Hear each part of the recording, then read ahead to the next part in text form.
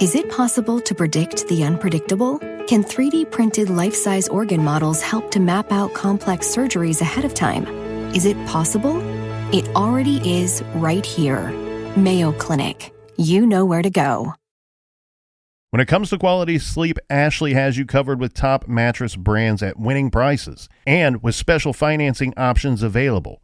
You can snooze now and pay later. Plus, your mattress purchase helps give the gift of better sleep to children in need and U.S. Special Operations Forces. Visit your local Ashley store or shop online today and make every snooze count. Financing is subject to credit approval. See store or ashley.com for details.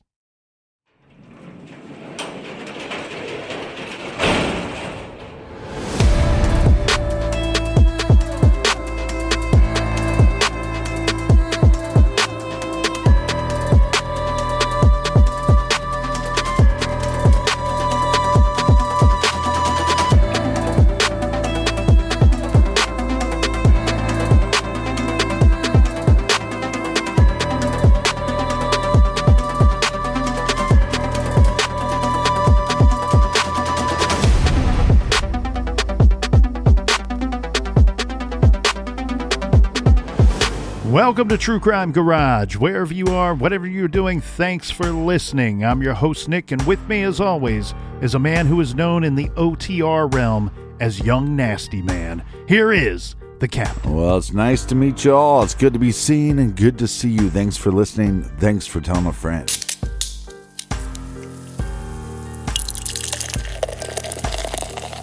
Today we are still sipping on some Lost Galaxy IPA by Lost Nation Brewing. This is a Wheat Sessions IPA with a crisp, silky malt body, some hop bitterness, and loads of tropical fruit to finish. Garage grade 4 out of 5 bottle caps.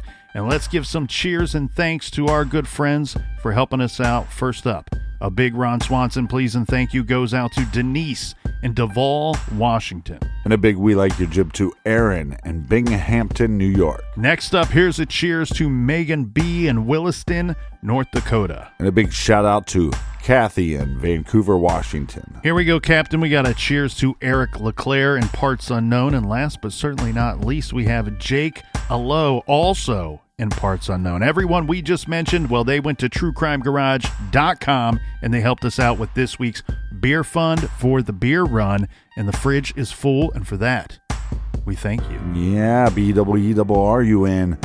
Beer run. Get you some. Make sure you go to our website, sign up on the mailing list. We like to send you some promo codes here and there. Also, go to iTunes, leave us a 5-star review.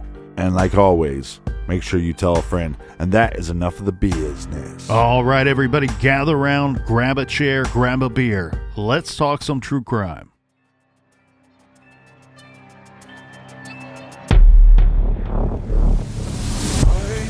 No place we can go, get away. We can take the way home anywhere you wanna go. No place we can go, get away. We can take the way home anywhere you wanna go. Tonight, 10 news sources are revealing new details to us about the desert crime scene where the bodies of the McStay family from Fallbrook were discovered. We have been breaking every development on this case since yesterday, and new tonight, 10 News reporter Preston Phillips reveals what was done to one of the bodies before it was buried in a shallow grave. Two sets of remains, primarily intact, and clothing found in two different shallow graves here just off the 15 north of Victorville. Confirmed by authorities through dental records, it's the McStays, a Fallbrook family of 4 who mysteriously disappeared back in February of 2010. At a Friday morning news conference, McStay family members fought to hold back tears. My family appreciates all the support and the love that we've been shown. Authorities would not say how Joseph, Summer, and their 2 sons were killed and wouldn't speculate as to who may have killed them. Law enforcement expert John Carmen says the shallow graves the McStays were found in and their close proximity to a busy freeway tells him it wasn't a professional hit. If it was real important, they'd probably go deeper. or do worse. They were in a hurry, and once they're on 15, north or south, they're out of there. Did Joey have enemies? Maybe a couple. Were they the kind of enemy that would want to kill him? I didn't see that. Rick Baker, author of No Goodbyes, The Mysterious Disappearance of the McStay Family, says even his law enforcement sources close to the McStay case are keeping the details of their deaths close to the vest, but says one did tell him one thing that was done to one of the bodies. That one of the bodies, either Summer or Joseph, their hands had been bound. Meantime, Baker tells 10 News he's pulled his book from Amazon.com and taken down his online blog. All of that was to find the McStays. It's strange for me. I'm almost in a grieving process. I always believed that there would be one day that I would meet at least one of them and be able to talk to them and see the kids. Preston Phillips, 10 News.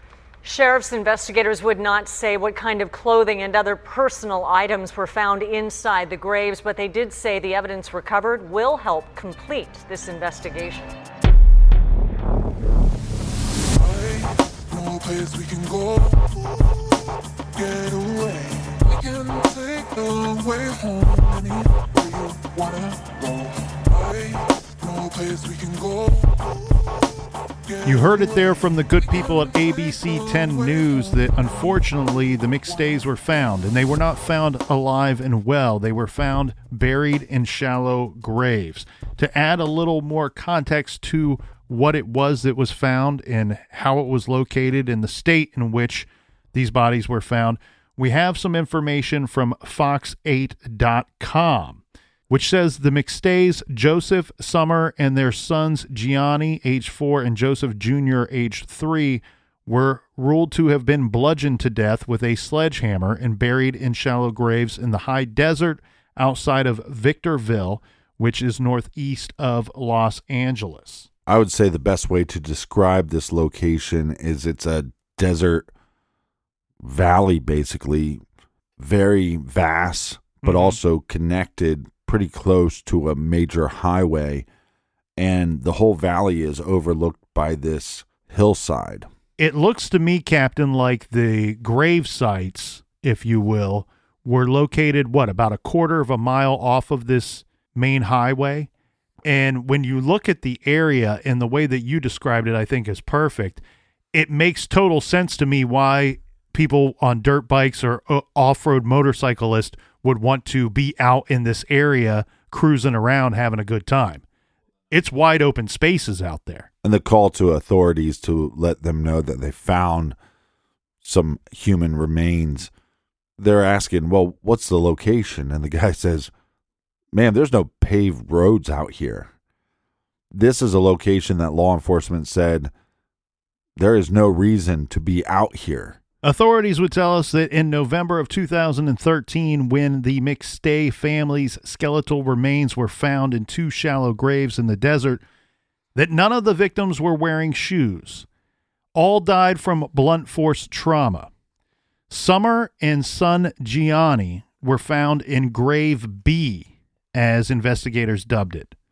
In Grave A were found Joseph and Joseph Jr. Grave B also held what authorities say was the murder weapon, a 3-pound Stanley sledgehammer.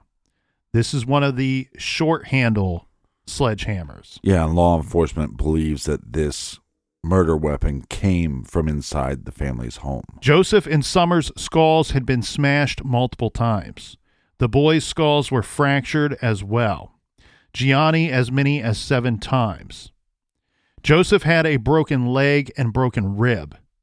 He was tied with an extension cord and wrapped in a futon cover, which again believed to be taken from the Fallbrook house. A few things that law enforcement learned right away is the McStays didn't go missing on their own accord. And with the evidence of possibly this family going across the Mexican border, that's not true either.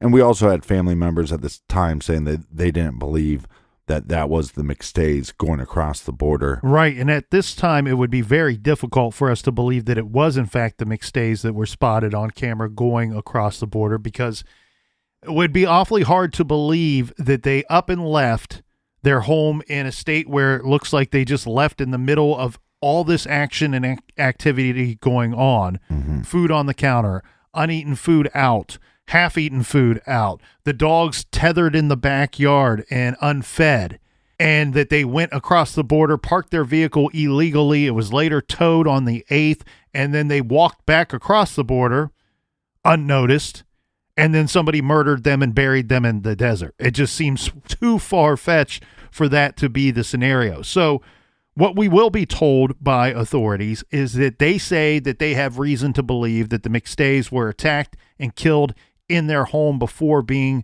transported, their remains transported out to the desert and then buried in those two shallow graves labeled Grave A and Grave B. Now, one point of evidence that they say points to that is the sledgehammer itself, that 3-pound sledgehammer. So the sledgehammer, they say they believe it came from the family home, or the thought is that at least at one point it was at the home. And their reason for stating that is that Summer McStay, when she was unearthed, when her body was found and unearthed, she was not wearing a top or a shirt. Her bra was found spattered with paint. That paint color matched paint found in the McStay home. And that sledgehammer that was found in the grave with the victims contained smears of that same paint. So there's a lot of things kind of tying victim, murder weapon back to the McStay family home. Yeah, and so what we can surmise from that is the last known communications would have happened around the 4th of February. They believe the murder took place close to the 4th of February. And that's absolutely correct. And the thing here, though, Captain, is we got a situation where we just went from a missing persons investigation with no leads, dead ends, really an investigation that had gone cold by this point, to now, boom, we got a quadruple homicide investigation that we are working. And San Diego County is going to transfer all of their information and all of their missing persons investigation to San Bernardino County, where the bodies were recovered. So now we have a new agency with fresh eyes taking a new look at this, and they have one added advantage. They know what happened to the McStay family. They don't know who's responsible or how it happened, but they do know that the 4 were murdered and that they just didn't get up and leave on their own. Well, now that we have 4 murder victims, we have something that you don't have in a voluntary missing person case. We now have suspects. That's correct. And I have a list of people here, Captain, and I can't say to what varying degree that these individuals would be considered to be suspects by law enforcement, but I know that these are people that were interviewed and looked at, and their movements in February, early February of 2010, their activities, their cell phone records, all of this stuff became very important to law enforcement when interviewing all of these air quotes potential suspects. So I can read these off to you, the list that I've created in no particular order. We have Vic Johansson, Michael McFadden, Dan Cavanaugh, Michael McStay, and Charles Chase Merritt. And I do know that we're going to have to fill in the listeners on some of these individuals as we've not introduced them to the listeners yet. These are new names. So starting at the top of my list, we have Vic Johansson. Who is he? Well, he is a former boyfriend of Summer McStay and someone that had reached out to her on occasion over the years. This guy was also not considered to be a saint by anybody out there. And so he was interesting to law enforcement because here's the thing. When we talk about the McStay family, right, we have the situation where Joseph McStay, he's regarded by everybody as this super nice, casual guy. He's kind of the laid-back surfer dude. And it's said over and over again by multiple people, this guy didn't have an enemy. This guy had nobody that hated him, nobody that disliked him, nobody that would want to hurt him. Unfortunately, when you find a guy murdered and buried in the desert, you know that that statement is not exactly true. There's at least one person that would have wanted to hurt Joseph McStay for one reason or another. Right. That's a fact, Jack. Now, The flip side of that coin is his wife, Summer, who does not share the same personality as her husband, Joseph. She's a little more forward. She's a little more aggressive. She's a little more protecting her own.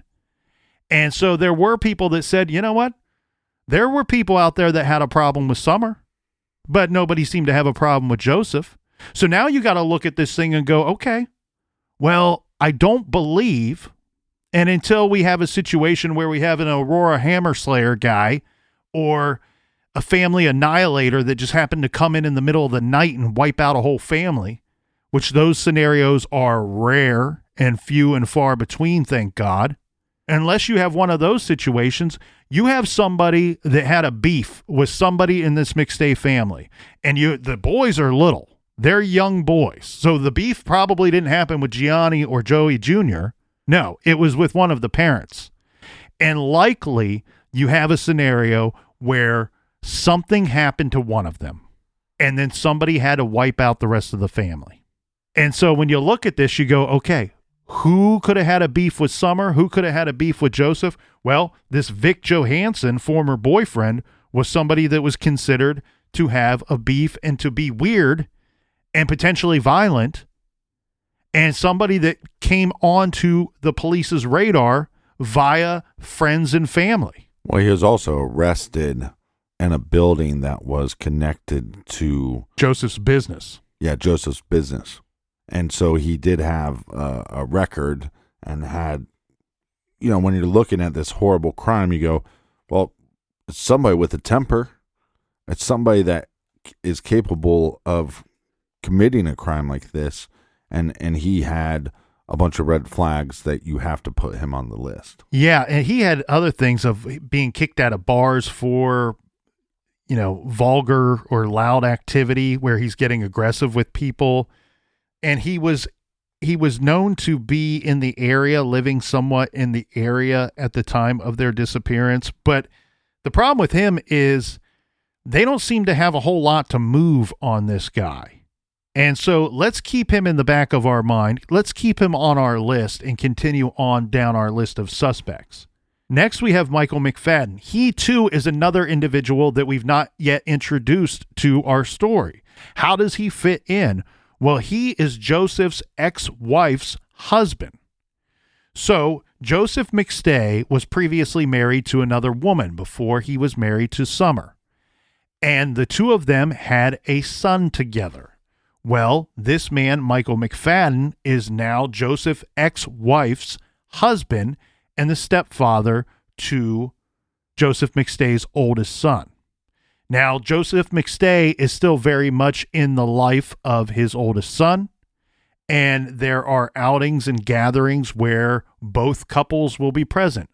Mom and her new husband are present, and Dad and his new wife are present. And at some point, something happened where this Michael McFadden decided maybe he didn't like Joseph too much. Maybe he didn't like Summer too much. There's an altercation, a verbal altercation, where Michael McFadden tells Joseph, if you don't muzzle your wife, I will gladly come to your house and kick your ass and muzzle her for you. Yeah, if anybody ever said that about my wife, they would be walking around with no teeth. If anybody ever said that about my wife, I would remove the muzzle and let her go. Yeah, she can take care of herself. So Michael McFadden is looked at, he's interviewed, but the problem is similar with him. I don't think they could put him in the area. It's not that they can say he wasn't in the area. It's more of we can't put him in the area around the time that we believe that they went missing or that they were attacked. Well, and you have to think about this. Law enforcement has something to their advantage. You have two locations. You need to put that individual roughly at that house on the 4th, and then you have to put them in a whole separate location 100 miles away. So this guy does have a history, but like he states in his interview with law enforcement, that criminal history is from long ago. And when I was younger, when I was dumb, and my life is different now. I'm a businessman. I'm a family man. I'm not the same person as I was. I think his comments are out of line, But we've all said stupid things when we get heated and we're in an argument with somebody. The other thing, though, Captain, Summer does not strike me as the person who would have taken a back seat to anybody. So we also don't know what she may have said to this Michael McFadden character. In fact, it could be worse than what he said about her later. But yes, you're exactly right. That's the situation that we have. We have to be able to put our suspect or suspects. Remember, we got 4 victims here. And I have a hard time in this case looking at it and going, there's only one person that could pull this off. But we have to be able to put our suspect or suspects at their home around the time that we believe that they were attacked or went missing, and then put them roughly 70 miles away where we know that the bodies were eventually recovered. Somebody moved them to that spot if in fact the authorities are correct in their statement that we believe that the McStays were attacked and killed in their home. So that brings us to number 3, and I'm going to leapfrog somebody on my list here, not go in the exact same order, and that'll be clear as to the reason why here in just a minute. But my next suspect that would be on the list is the brother, Mike McStay. And I hate, this is a person that I hate to put on the list. He's somebody that if in fact he's innocent, then he is hurting. He's a victim's family member. He was very close with his brother, or at least at one time. I question how close he was at the time of their disappearance, but he was close with them. And then we have his father, Patrick, who does not seem to get along real well with Michael McStay, but is quick to defend his son and saying, hey, he would never hurt his brother. He loved his brother, always loved his brother. But furthermore, I don't think he could hurt anyone. I don't think he could kill a potential enemy, let alone somebody that he was once close with. So Michael McStay, he's interesting for a couple of reasons, and we've already pointed some of them out. 1, the taking of the computer. 2, being able to access their locked home. And then we have this weird situation of when he's interviewed, he tells police, when asked, did you go over to their home on the 4th? He gives a vague answer of, yeah, I was around their home. I went by their home. It was either February 4th or February 6th, 2010. Right. So that, by his own admission, puts him in the area, puts him in the area of their home around the time of the attack. Well, and we also have neighborhood surveillance that puts a white truck or utility type truck or a white SUV. It's look, the video footage is absolutely dog shit. It's worse than the video of the 4 people seen walking across the border. Right. I mean, we can find doorways on Mars, but we can't get decent surveillance footage here on Earth. So, well, let's give a better description of that, shall we? No. Since we're in the moment, this comes from surveillance footage from a neighbor's home security camera. And the neighbor provides this to police. This is after police go around and canvass the area asking, has anybody seen anything? Do you have any home security cameras? Could we take a look at it? So on and so forth. This will later be called the Mitchley video, or referred to as the Mitchley video. And on this surveillance footage, the footage comes from February 4th, 2010. Again, this is the day that it's believed that they were attacked and killed.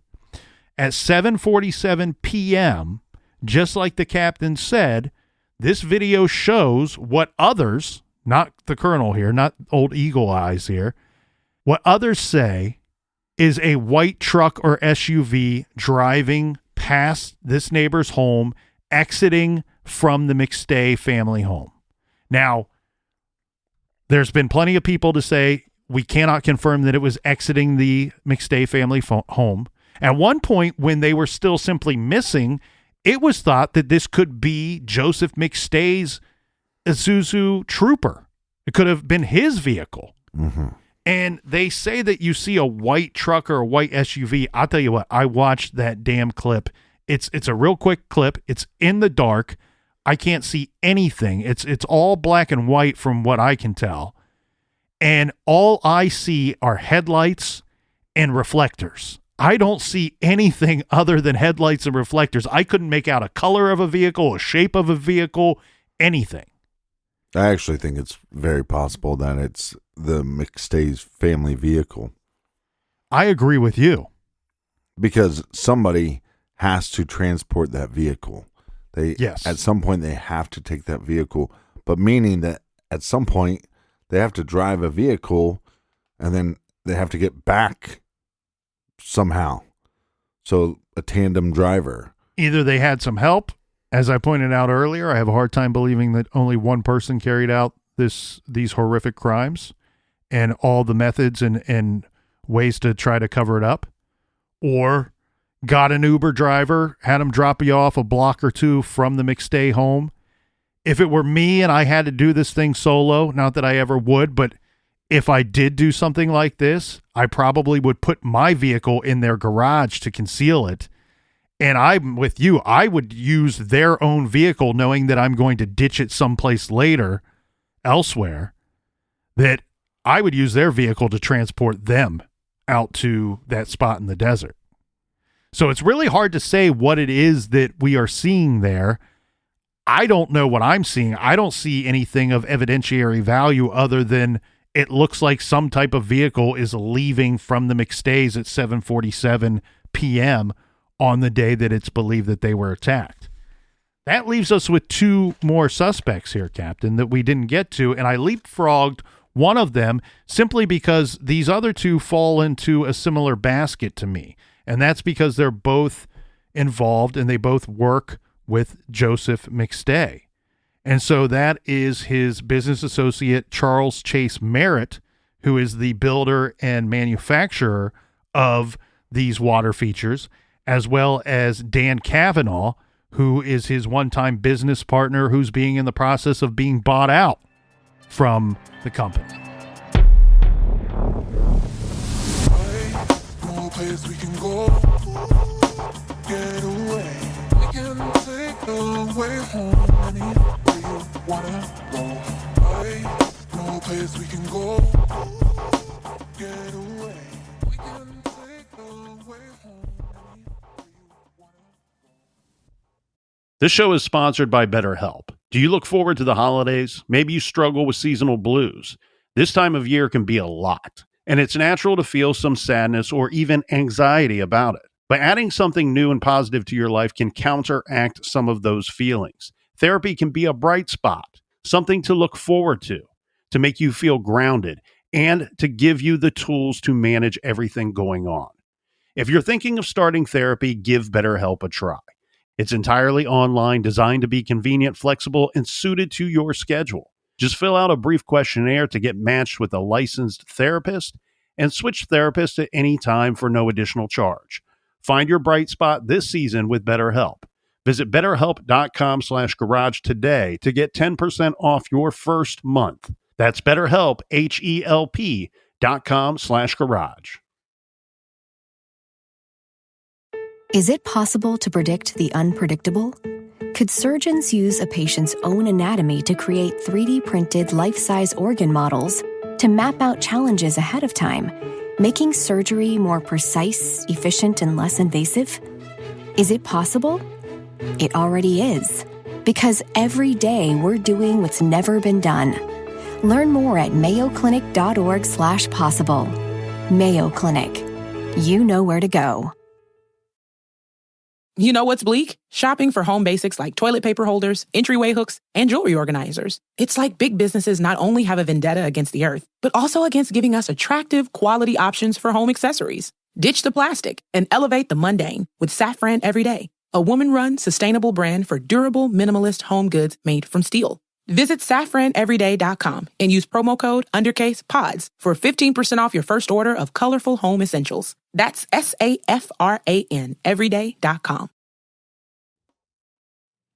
On November 11th, 2013, skeletal remains were recovered in the county area of Victorville and were confirmed to be that of the McStay family.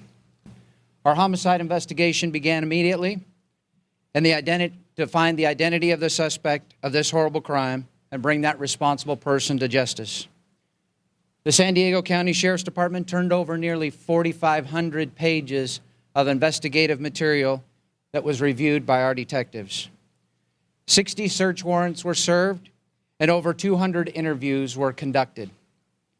Investigators received about 250 tips and anonymous calls and followed up on every one of them. As the investigation progressed, the district attorney's office was involved and consulted.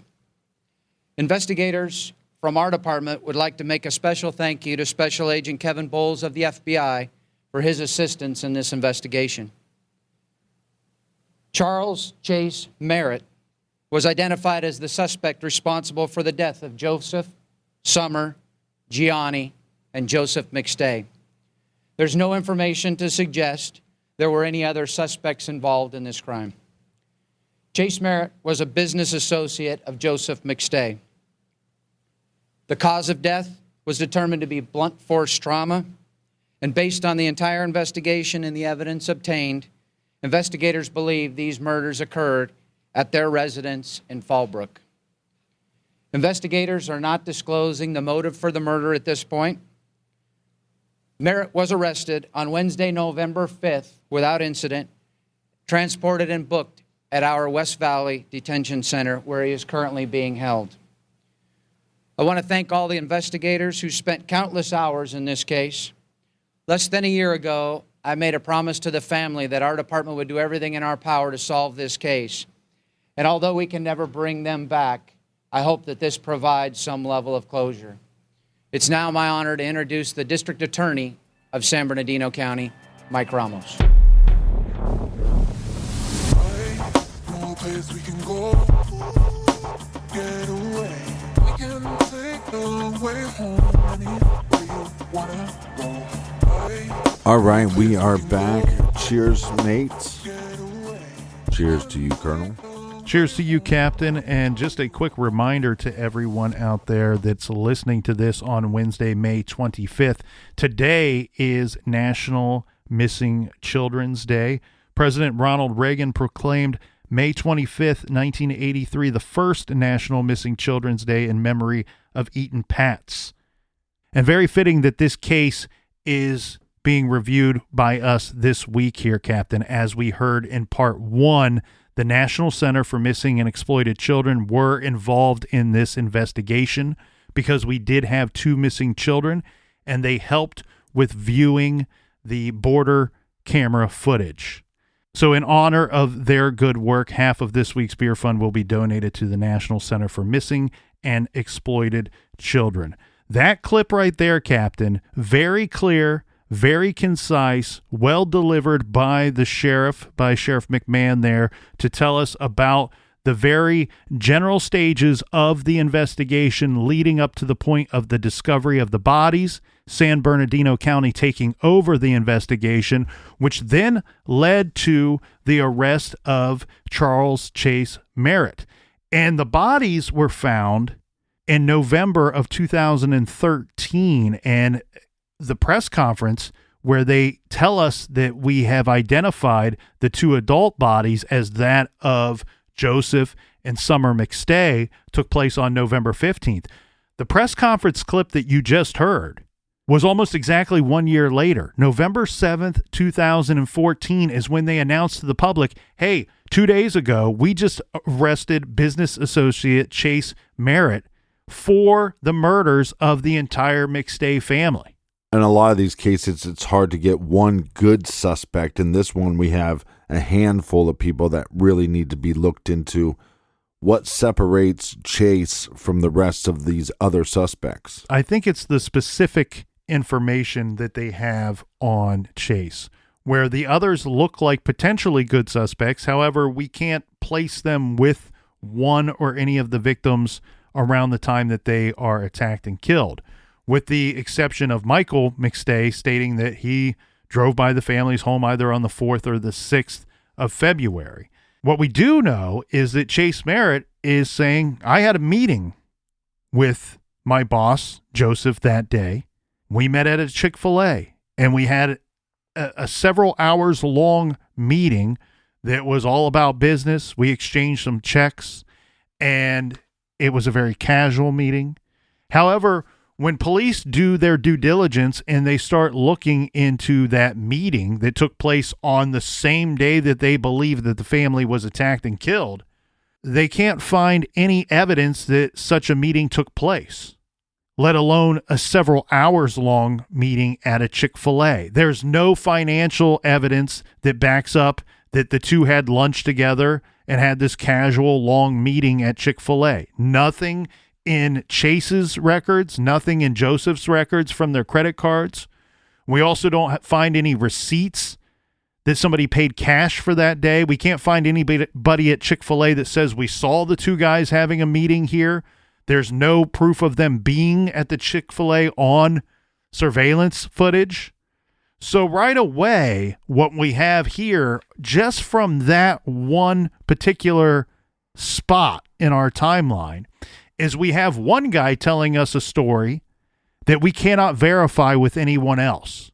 And we can't use any of Joseph's information to verify that actually took place and went down the way that he says it went down.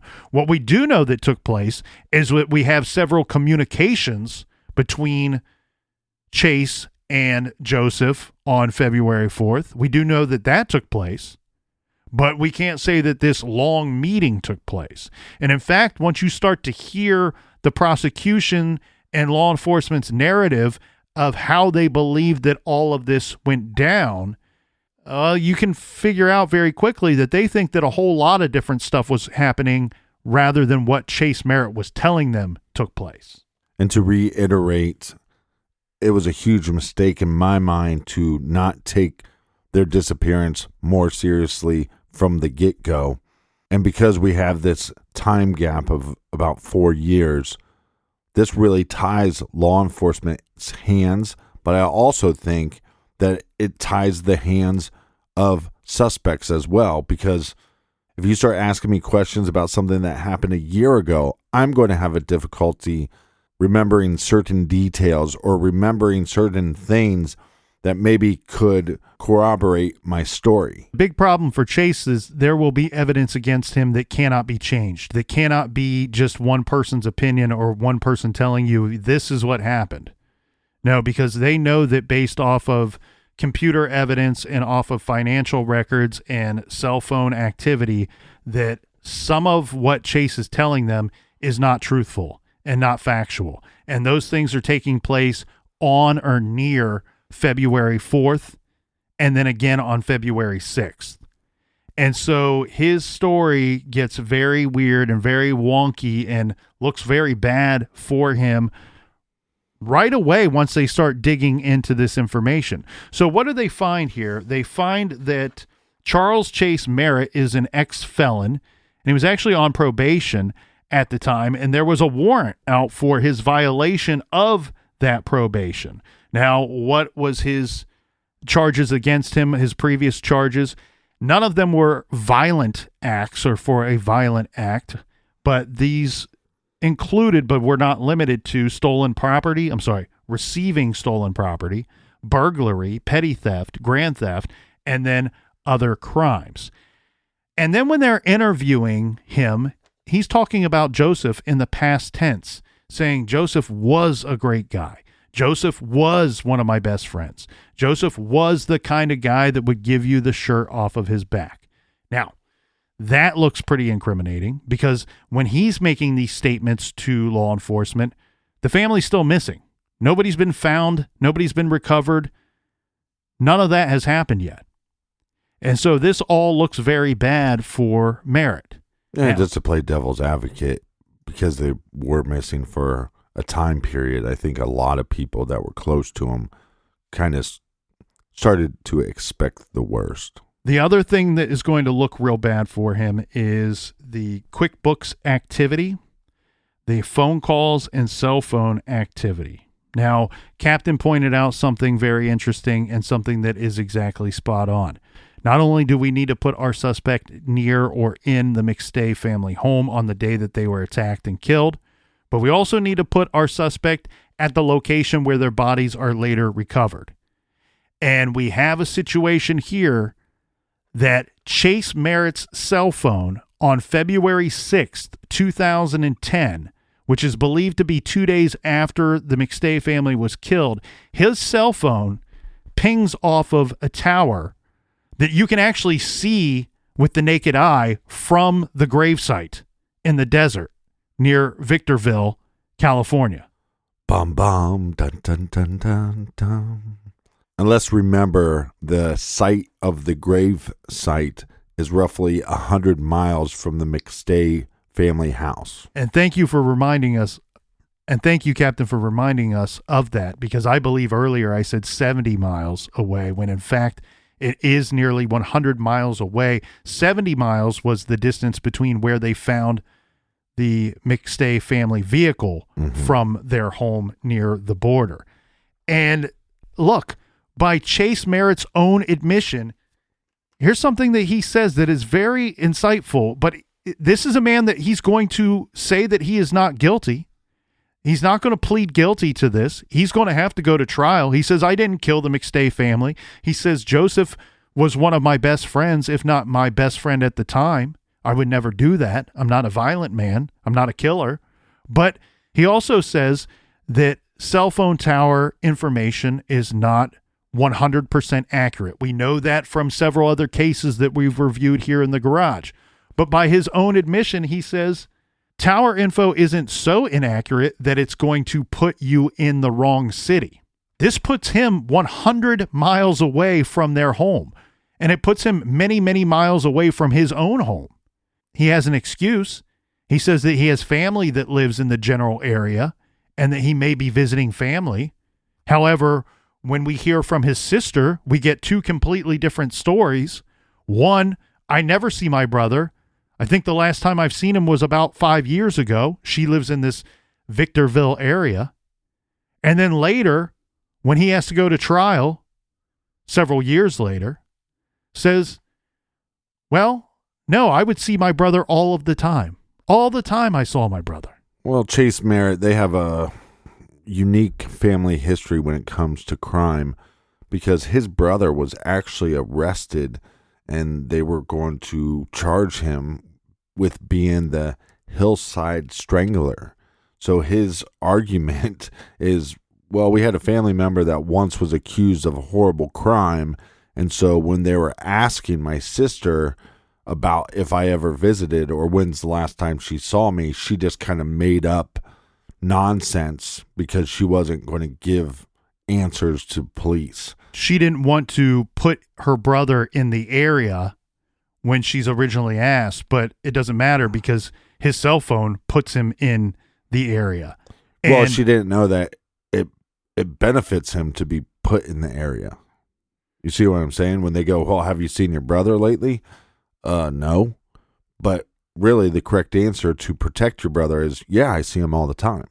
No, that's what I'm saying. It's however she wants it to be when she needs it to be that way. Right. When she is unaware that it benefits him to have been in the area frequently, she says, no, he's never in the area. And when she does find out for certain and is told by his defense team, it benefits your brother if you say that he was in the area all the time, that's when her story changes. And like the San Bernardino Sheriff's Office detective says, this is one of the most powerful statements that I have seen in any of this case. And in this case that took several years, one, to find the victims, and then several more years to bring this thing to trial and to see it through. This is one of the most powerful statements where the detective says, quote, there is no other business to be done out here. He's talking about that stretch of desert where there is nothing out there. There's no reason to be out there. There's no business that can be conducted out there. He's basically saying the only reason why somebody would come out here might be to bury some bodies. Well, prosecution's case makes a lot more sense, and law enforcement's case makes a lot more sense against Chase Merritt when you do watch the documentary, because you get to see the visuals and to see when they're filming the detective at the gravesite, there's nothing around. Right.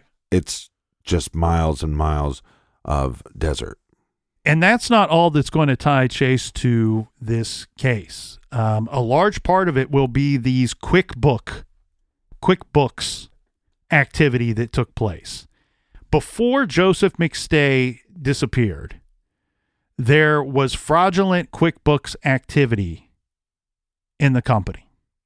Somebody was going into their QuickBooks and issuing checks to, you guessed it, Chase Merritt, and then deleting those checks from the QuickBooks records. And we find out that not only is he an ex-felon, but he's also an individual with a gambling problem. And that he was struggling financially for months leading up to Joseph's murder, the McStay family's murder. To the point where he's having so much difficulty financially that they would close his account out. Correct. He had lost thousands of dollars at the casinos. They were already having what would appear to me, based off of the QuickBooks information that I reviewed, that they were already having some discussions, probably arguments and disagreements about money leading up to this money and these fake checks, fraudulent checks being issued for Chase Merritt. And when I say they, I mean between Joseph and Chase. Now, what's even more difficult is after it's believed that the McStay family was killed, this fraudulent activity continues on QuickBooks, where checks are being issued to Chase Merritt, backdated to the 4th of February, cashed, and then the information deleted from QuickBooks. Then what we have is, on at least 2 occasions, somebody calls QuickBooks demanding that all of the information for Earth-inspired products for the company, all of the QuickBooks information, be deleted, scrubbed from their servers. The person on the phone says that he is Joseph McStay, the owner and operator of the company, the person that has the administrator rights to QuickBooks for the company. However, all of this stuff is recorded. All of this information is recorded for customer service quality purposes, right? And so when they record this information, what they figure out is the person calling, claiming to be Joseph McStay, is calling from Chase Merritt's cell phone. Well, that don't look so good. That looks awful. I think that's something that you need to put a pin in, because to be impersonating somebody that's missing. So someone's hacking into QuickBooks, writing themselves checks. Chase Merritt is issuing checks to Chase Merritt. Chase Merritt is cashing those checks before Joseph McStay is killed and after Joseph McStay is killed, and then trying to delete all of the activity on QuickBooks, which ultimately will be his undoing when it comes to the trial and comes to court. The person calling in is calling from Chase Merritt's cell phone, claiming to be the now vanished, the now dead and murdered Joseph McStay. I mean, this guy claims to be innocent. I don't think that you can have this activity happening at the same time and him be innocent. If you do watch this documentary, I think the people that are going to frustrate you the most is the way the prosecutors act during the trial. It's very childish. It's almost like they forgot that there was 4 people murdered and that this case is very serious. I mean, they giggle like little schoolgirls. Yeah. But it's like watching people like freshmen in high school chuckling in study hall. But I can state that I think their opening statements made the most sense. This case is all based off of circumstantial evidence. There is no smoking gun in this case. So they have to build a mountain of evidence. And I think they do that pretty well against Chase Merritt. The other thing that's going to frustrate you if you watch the documentary is Dan Cavanaugh, because there's plenty of reasons to go, this guy's a creep. He's a weirdo. He's a strange bird. And it looks like he was trying to cash in on Joseph McStay being missing as well. So he's somebody that will frustrate you. But I think that once you look at everything, the totality of the evidence and information against Chase Merritt, personally, and I know that a lot of people may disagree with me, I think they got the right guy. We did not go through some of his cell phone information, right? We mentioned that his cell phone pinged at that tower near the gravesite out in the middle of the desert. Right. But his other cell phone information is he's off the grid for several hours on February 4th. I actually think what happened is we have Joseph McStay, who is calling his bank repeatedly, and he's checking in and out of QuickBooks repeatedly on February 4th. Who else is he calling on February 4th? Chase Merritt. I think that Joseph McStay discovered what Chase was up to, the missing money, the checks that were being issued and then deleted from QuickBooks. I think he discovered this and figured out this guy is ripping me off. And I think he confronted him about that. I'm not going to take it any steps further to say that, oh, he fired him or he put him on notice or they had a physical altercation. I don't know, because just like the prosecution pointed out in their opening statement, they don't have all the answers. They're not going to be able to answer every single thing for you other than we believe and have evidence to prove it, that Chase Merritt killed this family of four, and we believe that the motive was simple. It was greed and it was fraud, and that he was trying to cover those up, and that for whatever reason, maybe he was confronted by Summer at the home. We talked about her being aggressive and standing up for her family and not holding back when it comes to talking with people and confronting people. Right. Maybe she said something to him and he flipped out and smacked her in the head with the sledgehammer. And then he had to kill the rest of the family. Maybe he went after Joseph McStay because he was fired and figured out, Summer, she's a pretty smart woman. She knows that I was supposed to be meeting with her husband today. She knows that I'm at the home meeting with her husband this evening. And for me, I kind of throw the video, the security video, out the window. Anytime we have a situation, a scenario where at trial we have one expert for the prosecution telling us, this is what I see, this is what my experience tells me, and then we have a witness for the defense saying, well, this is what I see, and this is what my experience tells me, and one is for the prosecution, one is for the defense, I look at that and I toss them both out the window, because if they both were 100% experts, they should have the same opinion at the end of the day. I'm not saying that one is better than the other. Maybe one is right and the other is wrong. I don't know. I couldn't see anything in that damn video to tell me anything different. So I think you can throw that out. It's interesting too that there are plenty of people that have a white SUV or a white truck. Yeah, well, and we both think that it's more likely that it was the McStay family vehicle. Yes. But here's a couple things to argue that Chase is innocent. You could look at his history. He's not a violent person, not known to be violent. He might have had some issues financially, but that doesn't make you a murderer. Like, oh, I'm going to have a gambling problem. Oh, so now he's a murderer of 4 individuals. I also think that this cell phone records and this cell phone ping technology, I actually think it's a load of malarkey. And here's why. It's because on Joseph's phone, they have a call that Joseph made to Chase on the 4th. It's in Joseph's call log. It never shows up on Chase's call log. So therefore, we have evidence that this log doesn't match this log. So how much information is each cell phone log missing? Because we have proof that there are missing items from cell phone logs. But only on Chase Merritt's end. So here's the problem. The reason for, the explanation for why you would have a call that is logged on Joseph's but not Merritt's call logs is that Chase Merritt was off the grid, that either his phone was turned off, it was in airplane mode, or it was in a location where he could not receive phone calls. And so the call never registered on his end because his phone never received the call.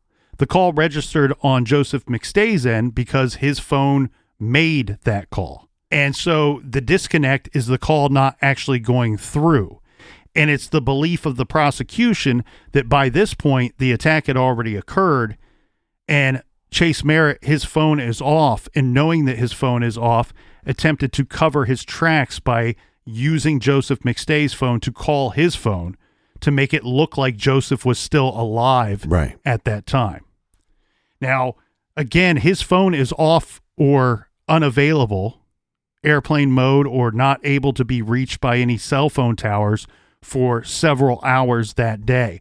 The other thing that's happening in this scenario is the fact that his wife or common law wife at the time is calling him repeatedly looking for him or trying to get in contact with him.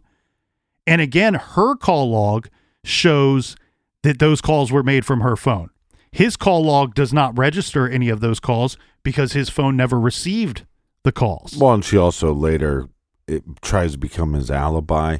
And I don't think she's a bad person by any means.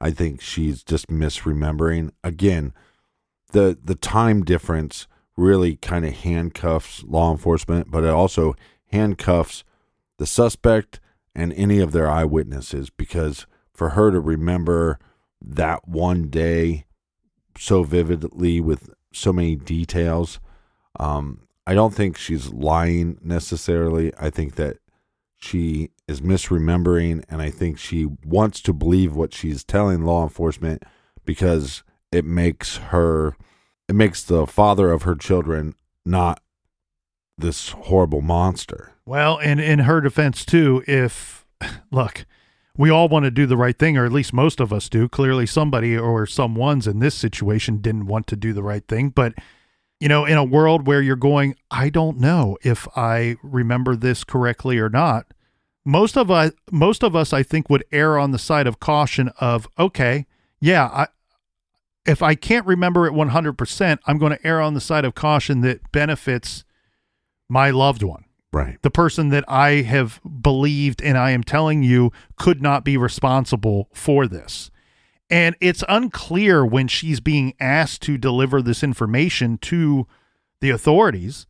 We don't know if it's days after they went missing, years after they went missing, or years after they, or even after they had arrested Chase Merritt. Yeah, which would be roughly, 5-year difference? 4.5, 5-year difference? Yes, it would be over 4 years after they disappeared that Chase Merritt is arrested. And then it takes longer for it to go to trial. Now, one thing here, Captain, is he is convicted. He is convicted of this, and the documentary that we've recommended is out now. And from my understanding, it was originally recorded on the request of his defense team.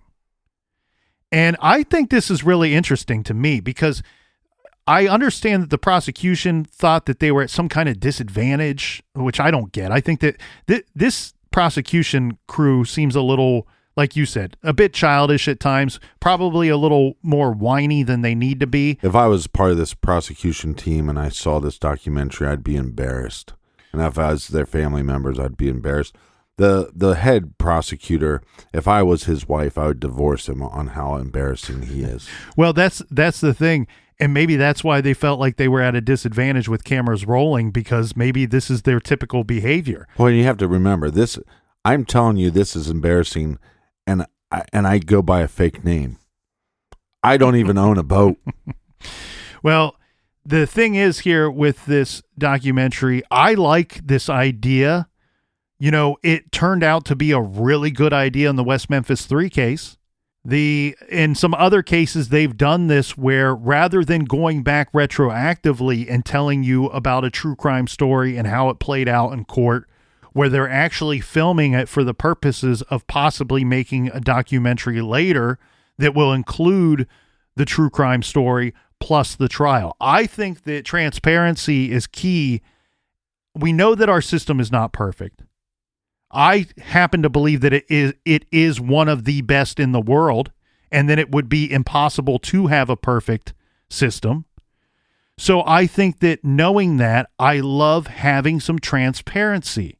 And let's open up our doors. Let's open up the communication, and let's show the public what's going on and how it's going down. It could only benefit and better us all in the end. If you find this case interesting, then I would take the time to watch Two Shallow Graves, which is on Discovery ID.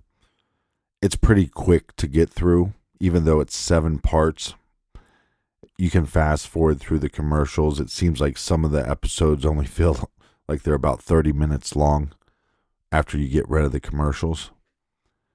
You also get to see these individuals on camera, how they interact with people. They do a really good job of diving a little bit deeper than we did into the suspects because the defense team did. We kind of dove as deep as law enforcement did. And law enforcement, as they were digging into these individuals, found things that pointed towards their innocent or pointed towards a solid alibi. But I would recommend it. I wouldn't say it's the best documentary I've watched, but it's definitely entertaining, informative, and I'd give it 2 thumbs up, 3.5 bottle caps out of 5. What would you rate it? I don't want to comment. I mean, we've already recommended it in today's recommended reading. But in the end, what we have here, Captain, is in June of 2019, the San Bernardino County jury found Chase Merritt guilty of murdering the McStay family, as we said earlier. In this case, we had jury recommendations for punishment for Chase Merritt, and the jury recommended life imprisonment for the murder of Joseph McStay, death penalty for the murder of Susan McStay, death penalty for the murder of Gianni McStay, death penalty for the murder of Joseph Jr. McStay. In the end, Merritt was in fact sentenced to death. No place we can go, get away. We can take the way home anywhere you wanna go. No place we can go. A tricky case here. We want to hear from you. Make sure you go to truecrimegarage.com. Go to our blog page and let us know what you think about this case. Colonel, do we have any recommended reading this week? Let's go with some recommended viewing. We would be remiss if we did not recommend Two Shallow Graves, which was featured on the ID channel, also available on Discovery Plus. It's 7 episodes about this exact case, the McStay family murder case. You'll want to check that out. Two Shallow Graves. That's on our website, on our recommended page, along with other good books, other good podcasts, other TV shows, true crime all around for you to watch, listen, and read. Check that out at truecrimegarage.com. And until next week, be good, be kind, and don't litter.